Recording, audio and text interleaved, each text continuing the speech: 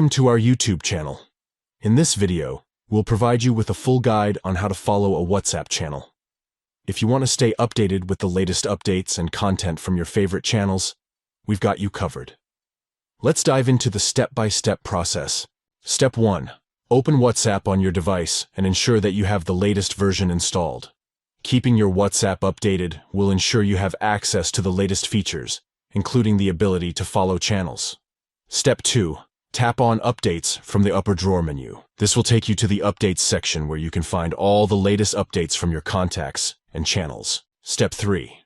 Scroll down in the Updates section until you reach the Channels category.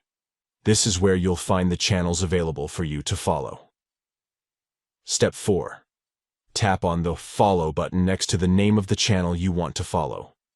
This will add the channel to your followed channels list, and you'll start receiving updates and content from that channel. Step 5.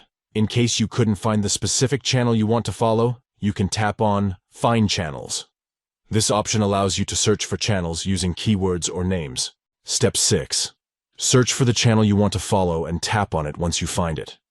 Then tap on the Follow button to start following the channel and receiving its updates. Thank you for watching, and enjoy staying connected with your favorite channels through WhatsApp.